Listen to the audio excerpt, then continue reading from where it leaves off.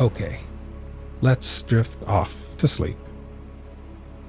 Today you'll be listening and dozing off on a warm afternoon at Grandma and Grandpa's at Gull Harbor.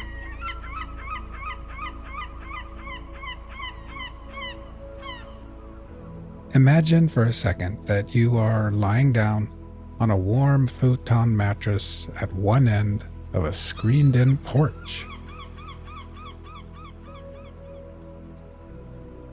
The porch faces the harbor, the bay, and the ocean on the horizon.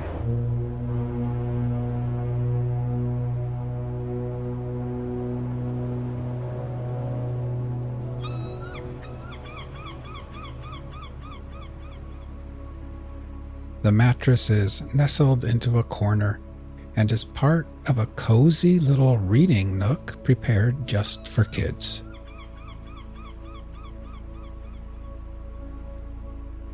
There is a little bookshelf there full of comics, magazines, crosswords, and children's books. There are new books and worn-out books. The Hardy Boys, Nancy Drew, books about dinosaurs and horses and sea life, and all kinds of stories about kids getting into summer adventures together.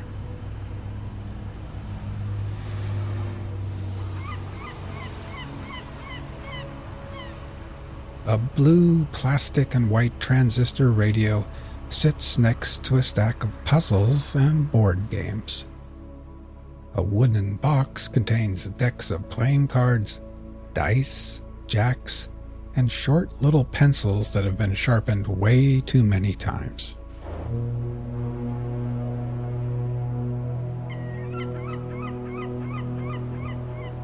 Now, while imagining laying here, let's get nice and relaxed. First, close your eyes and just become aware of your breathing, feeling your chest gently rise and fall again.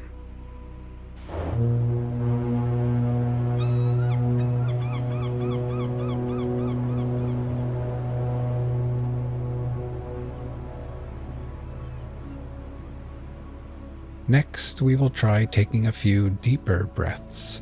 First, filling your lungs with air, then holding it in for 2 or 3 seconds before gently exhaling and letting it all go. Ready? Breathe in deeply, hold for 3, 2, 1, and then exhale.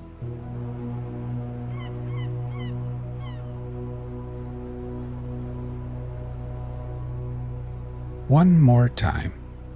Breathe in deeply, hold for 3, 2, 1, and exhale.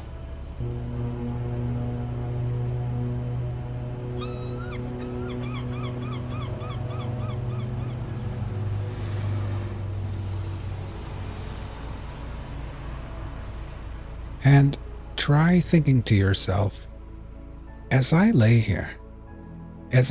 here at Gull Harbor, I can feel gravity's pull tugging me gently back towards Earth.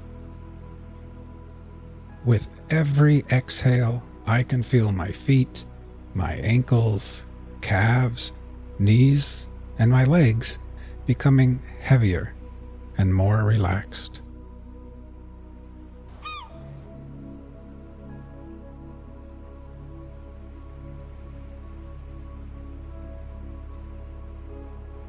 Now you can feel the cool, salty ocean air on your skin. It would almost be too cold if it wasn't for the wonderful afternoon sun shining down on you perfectly. The sunlight splatters through the screens and bathes your tan legs and arms with a soothing warmth, almost as if Grandma has wrapped you up like a cocoon in one of her quilted blankets.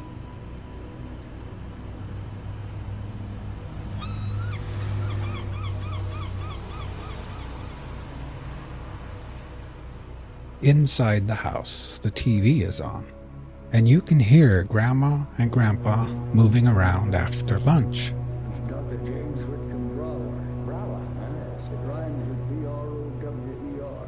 Why do you have that G-H in there? To make it difficult for quizmasters? Yes. Is that what You know that they too will soon be taking their afternoon nap in their rooms. But you've got the whole porch to yourself, and your belly feels nice and warm and perfectly satisfied. Today, Grandma made clam chowder and grilled cheese sandwiches.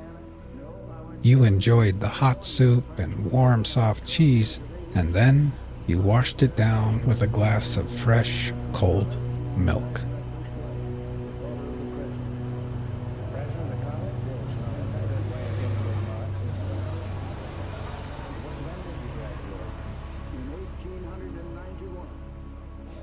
Now, try taking a few more deep breaths. First, filling your lungs with air, holding it there briefly before gently exhaling and letting it all go. Ready? Breathe in deeply, hold for 3, 2, 1, and then exhale.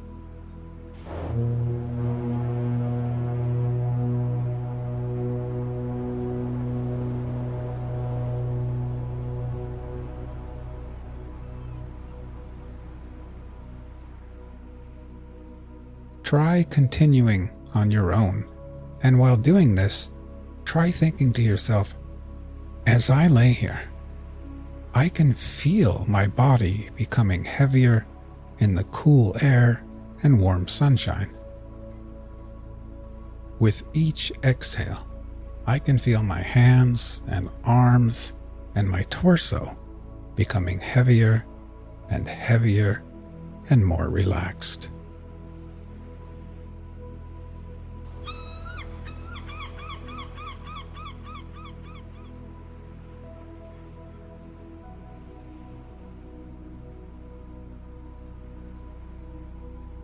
You pull out a random book from the bookshelf. This one is called Summer Friends, and on the cover is a picture of a little girl in a red dress with white polka dots. She's sitting in grass with flowers all about, and she's shaking the paw of a bunny rabbit while a white duck looks on and a little frog jumps through the air. You decide that you're just too sleepy to read right now, so you set the book down and lay back and think about the day. It's no wonder you're sleepy and tired. In the morning, after breakfast, Grandma rubbed coconut-scented sunscreen on your face and arms, and then Grandpa took you with him in the old rusty truck to the hardware store. There he drank coffee and laughed with old bearded men wearing high rubber boots.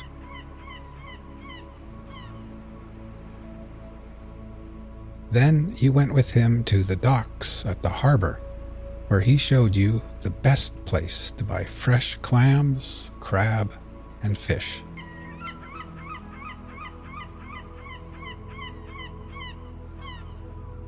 The docks were bustling with activity. Wooden boats creaked against the tide, fishermen shouted to one another, and the air was thick with the scent of salt water, fresh fish, and diesel.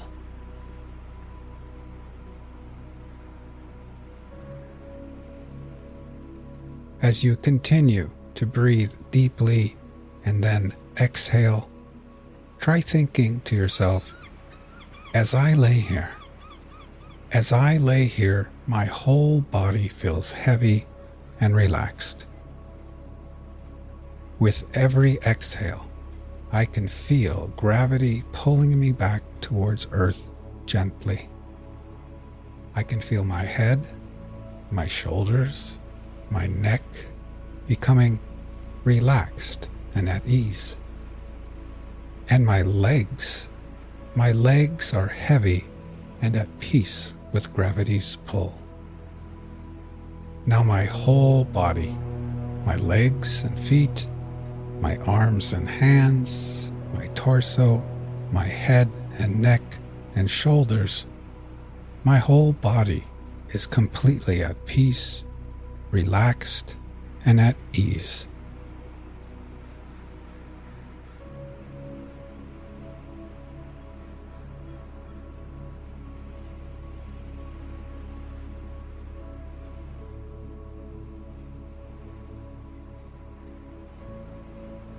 In the late morning, after coming back to the house with Grandpa, you had borrowed his binoculars and walked up Whalebone Hill, where you could see everything far and wide. The little town of Gull Harbor, the fishing boats and ships at sea, the car ferry full of tourists headed to the islands, the seagulls, and kids riding bikes and scooters along the streets below. Then, up on Whalebone Hill, you had finally flown your brand new kite, a beautiful purple kite with a long white tail. It climbed higher and higher and higher through the coastal winds, tugging on your tired arms like a heavy fish on the end of the line.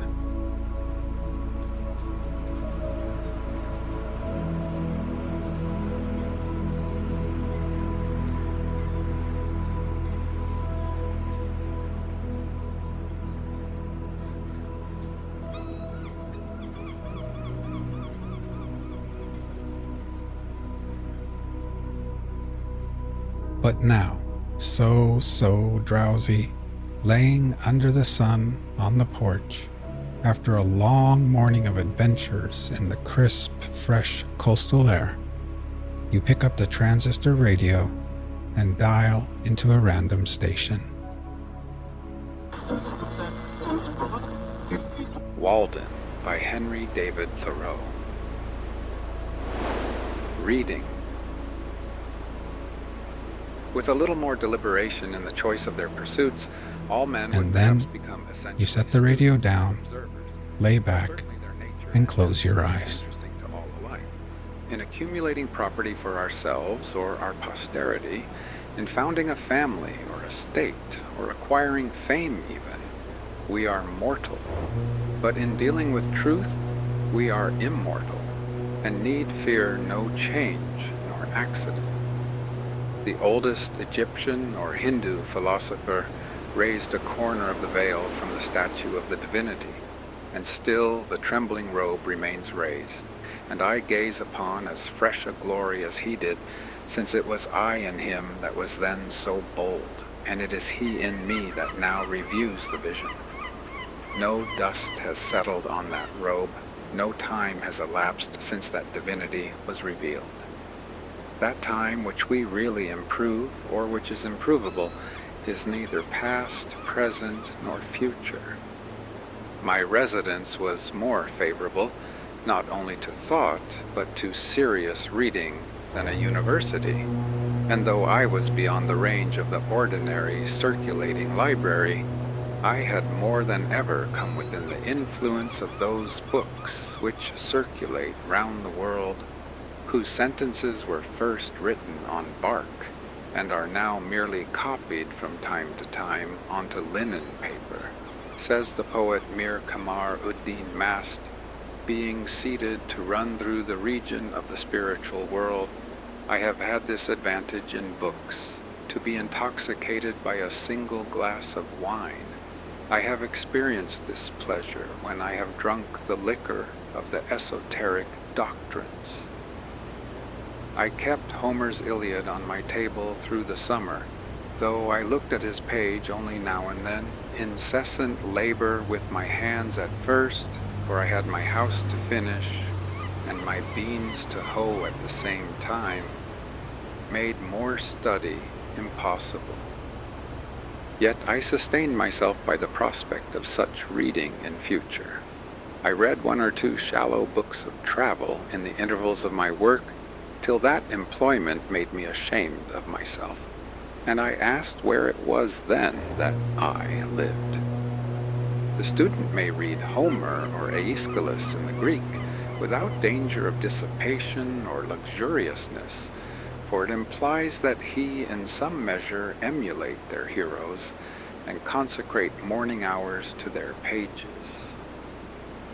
The heroic books, even if printed in the character of our mother tongue, will always be in a language dead to degenerate times, and we must laboriously seek the meaning of each word and line, conjecturing a larger sense than common use permits out of what wisdom and valor and generosity we have. The modern cheap and fertile press, with all its translations, has done little to bring us nearer to the heroic writers of antiquity. They seem as solitary, and the letter in which they are printed as rare and curious as ever. It is worth the expense of youthful days and costly hours if you learn only some words of an ancient language which are raised out of the trivialness of the street to be perpetual suggestions and provocations. It is not in vain that the farmer remembers and repeats the few Latin words which he has heard. Men sometimes speak as if the study of the classics would at length make way for more modern and practical studies. But the adventurous student will always study classics, in whatever language they may be written and however ancient they may be. For what are the classics but the noblest recorded thoughts of man? They are the only oracles which are not decayed, and there are such answers to the most modern inquiry in them as Delphi and Dodona never gave. We might as well omit to study nature because she is old. To read well, that is, to read true books in a true spirit, is a noble exercise, and one that will task the reader more than any exercise which the customs of the day esteem. It requires a training such as the athletes underwent, the steady intention almost of the whole life to this object. Books must be read as deliberately and reservedly as they were written. It is not enough even to be able to speak the language of that nation by which they are written, for there is a memorable interval between the spoken and the written language, the language heard and the language read. The one is commonly transitory, a sound, a tongue, a dialect merely, almost brutish, and we learn it unconsciously, like the brutes of our mothers. The other is the maturity and experience of that. If that is our mother tongue, this is our father tongue, a reserved and select expression, too significant to be heard by the ear, which we must be born again in order to speak.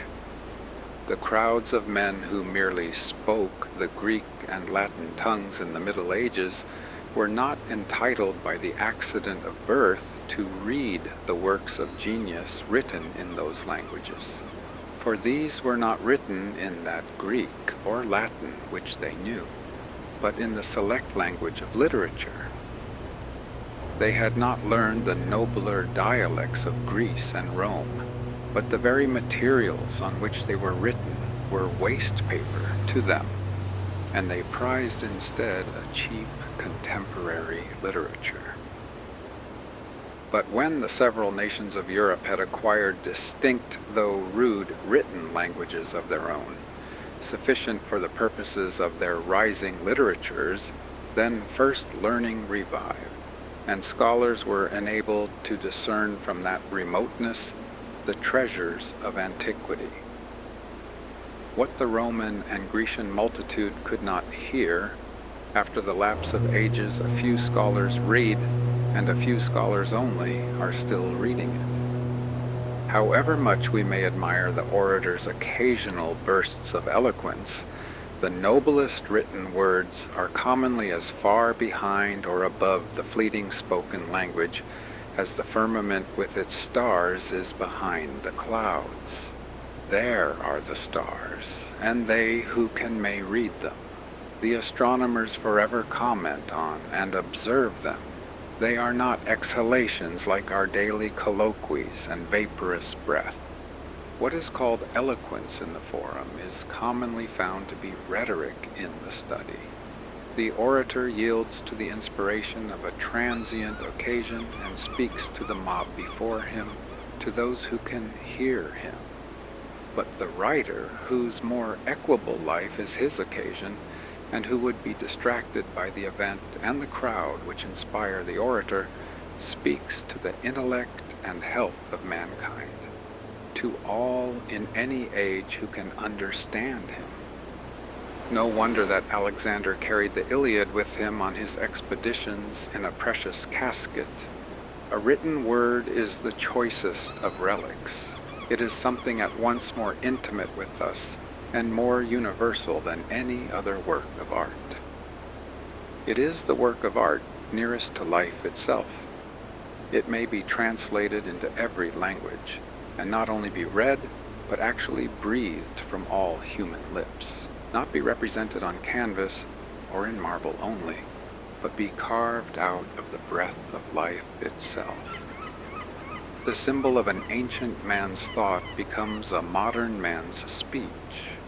2,000 summers have imparted to the monuments of Grecian literature, as to her marbles, only a maturer golden and autumnal tint, for they have carried their own serene and celestial atmosphere into all lands to protect them against the corrosion of time. Books are the treasured wealth of the world and the fit inheritance of generations and nations. Books, the oldest and the best, stand naturally and rightfully on the shelves of every cottage. They have no cause of their own to plead, but while they enlighten and sustain the reader, his common sense will not refuse them. Their authors are a natural and irresistible aristocracy in every society, and more than kings or emperors, exert an influence on mankind. When the illiterate and perhaps scornful trader has earned by enterprise and industry his coveted leisure and independence, and is admitted to the circles of wealth and fashion, he turns inevitably at last to those still higher but yet inaccessible circles of intellect and genius, and is sensible only of the imperfection of his culture and the vanity and insufficiency of all his riches, and further proves his good sense by the pains which he takes to secure for his children that intellectual culture whose want he so keenly feels. And thus it is that he becomes the founder of a family. Those who have not learned to read the ancient classics in the language in which they were written must have a very imperfect knowledge of the history of the human race, for it is remarkable that no transcript of them has ever been made into any modern tongue, unless our civilization itself may be regarded as such a transcript. Homer has never yet been printed in English, nor Aeschylus, nor Virgil even, works as refined, as solidly done, and as beautiful almost as the morning itself. For later writers, say what we will of their genius, have rarely, if ever, equaled the elaborate beauty and finish, and the lifelong and heroic literary labors of the ancients. They only talk of forgetting them who never knew them. It will be soon enough to forget them when we have the learning and the genius which will enable us to attend to and appreciate them. That age will be rich indeed when those relics which we call classics, and the still older and more than classic, but even less known scriptures of the nations, shall have still further accumulated, when the Vatican shall be filled with Vedas and Zendavestas and Bibles, with Homers and Dante and Shakespeare's, and all the centuries to come shall have successively deposited their trophies in the forum of the world. By such a pile we may hope to scale heaven at last. The works of the great poets have never yet been read by mankind, for only great poets can read them. They have only been read as the multitude read the stars, at most astrologically, not astronomically. Most men have learned to read to serve a paltry convenience, as they have learned to cipher in order to keep accounts and not be cheated in trade. But of reading as a noble intellectual exercise they know little or nothing. Yet this only is reading in a high sense, not that which lulls us as a luxury and suffers the nobler faculties to sleep the while, but what we have to stand on tiptoe, to read and devote our most alert and wakeful hours to. I think that having learned our letters, we should read the best that is in literature, and not be forever repeating our A-B abs and words of one syllable in the 4th or 5th classes, sitting on the lowest and foremost form all our lives. Most men are satisfied if they read or hear read, and perchance have been convicted by the wisdom of one good book, the Bible, and for the rest of their lives vegetate and dissipate their faculties in what is called easy reading. There is a work in several volumes in our circulating library entitled Little Reading, which I thought referred to a town of that name which I had not been to. There are those who, like cormorants and ostriches, can digest all sorts of this, even after the fullest dinner of meats and vegetables, for they suffer nothing to be wasted. If others are the machines to provide this provender, they are the machines to read it. They read the 9,000th tale about Zebulon and Sophronia, and how they loved as none had ever loved before, and neither did the course of their true love run smooth. At any rate, how it did run and stumble and get up again and go on. How some poor unfortunate got up onto a steeple who had better never have gone up as far as the belfry, and then, having needlessly got him up there, the happy novelist rings the bell for all the world to come together and hear, oh dear, how he did get down again. For my part, I think that they had better metamorphose all such aspiring heroes of universal noveldom into man weathercocks, as they used to put heroes among the constellations, and let them swing round there till they are rusty, and not come down at all to bother honest men with their pranks. The next time the novelist rings the bell, I will not stir through the meeting-house burned down. The Skip of the Tiptoe Hop, a romance of the Middle Ages by the celebrated author of Tittle Tol Tan, to appear in monthly parts. A great rush, don't all come together.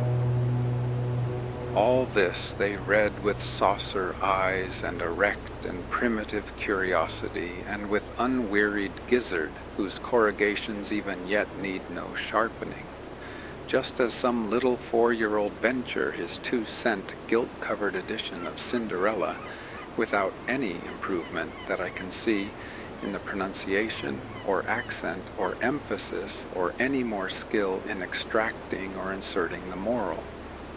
The result is dullness of sight, a stagnation of the vital circulations, and a general deliquium and sloughing off of all the intellectual faculties.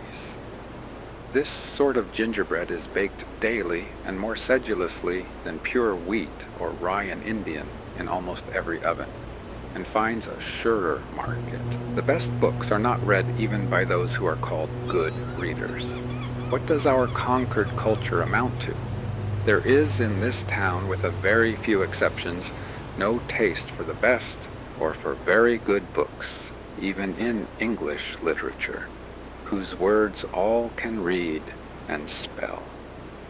Even the college-bred and so-called liberally educated men here and elsewhere have really little or no acquaintance with the English classics. And as for the recorded wisdom of mankind, the ancient classics and Bibles, which are accessible to all who will know of them. There are the feeblest efforts anywhere made to become acquainted with them.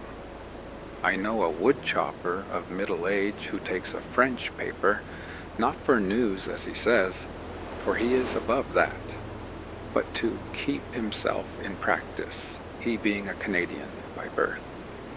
And when I ask him what he considers the best thing he can do in this world, he says, beside this, to keep up and add to his English. This is about as much as the college-bred generally do or aspire to do, and they take an English paper for the purpose. One who has just come from reading perhaps one of the best English books will find how many with whom he can converse about it.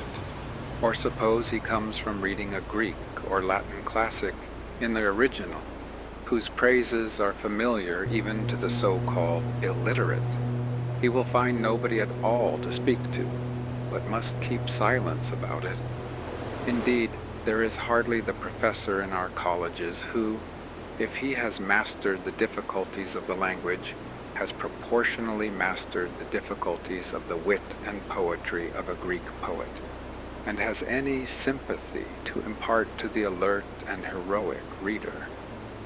And as for the sacred scriptures or Bibles of mankind, who in this town can tell me even their titles?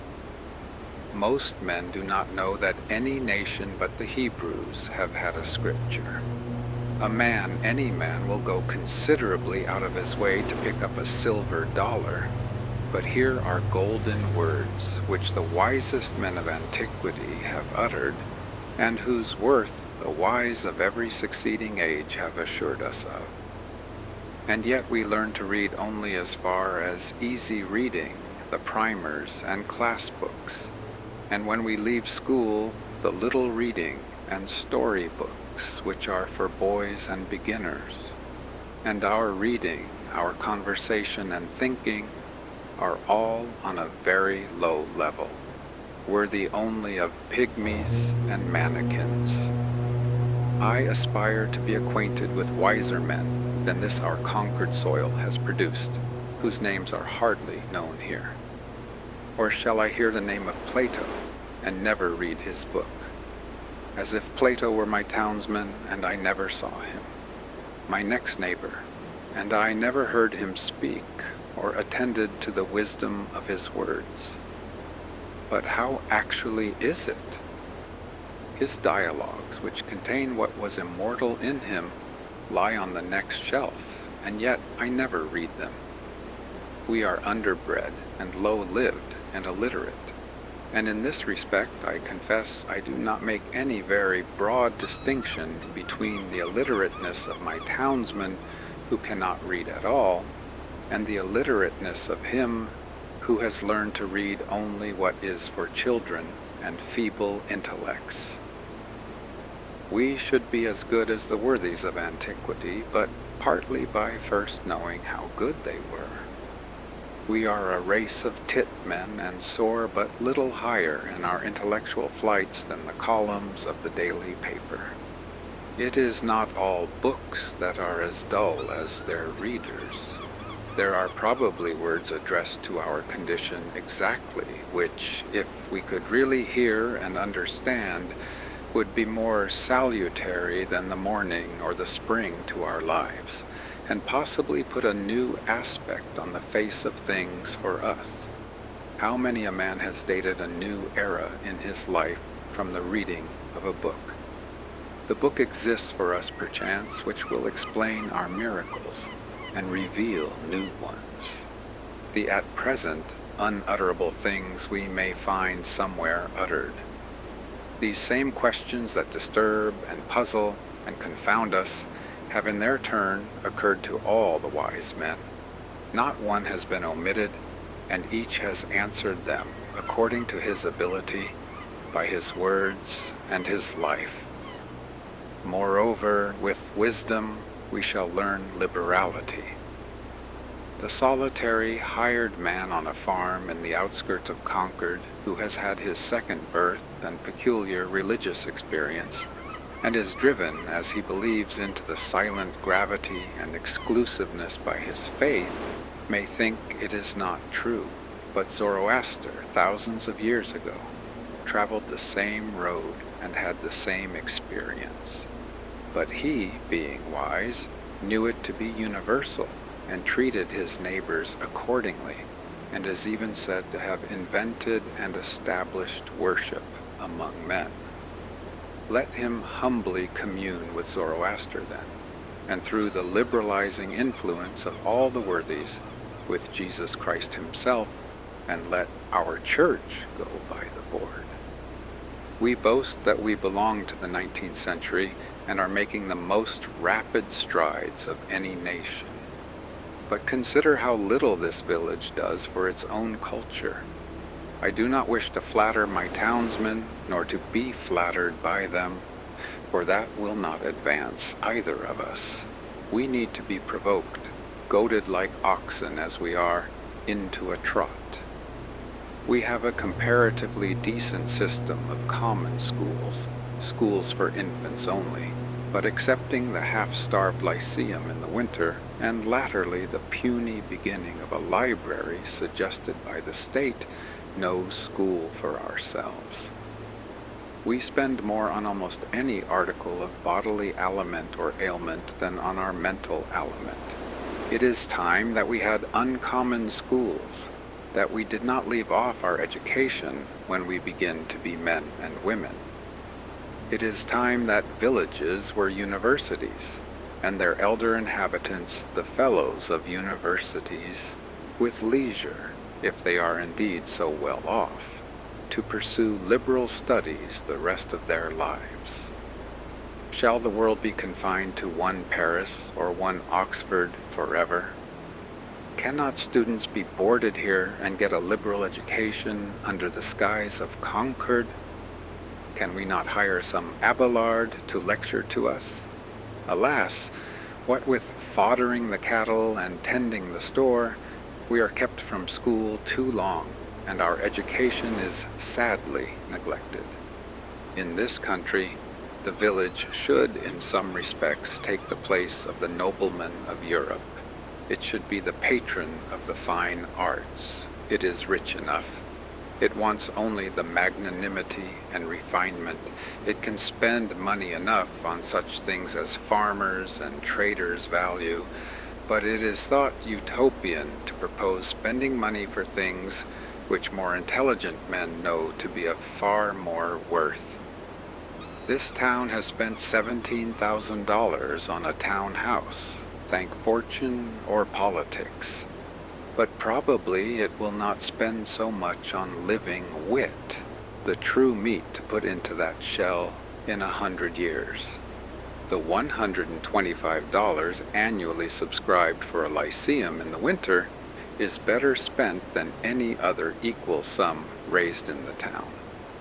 If we live in the 19th century, why should we not enjoy the advantages which the 19th century offers? Why should our life be in any respect provincial? If we will read newspapers, why not skip the gossip of Boston and take the best newspaper in the world at once? Not be sucking the pap of neutral family papers or browsing olive branches here in New England. Let the reports of all the learned societies come to us, and we will see if they know anything. Why should we leave it to Harper and Brothers and Redding and Company to select our reading? As the nobleman of cultivated taste surrounds himself with whatever conduces to his culture, genius, learning, wit, books, paintings, statuary, music, philosophical instruments, and the like.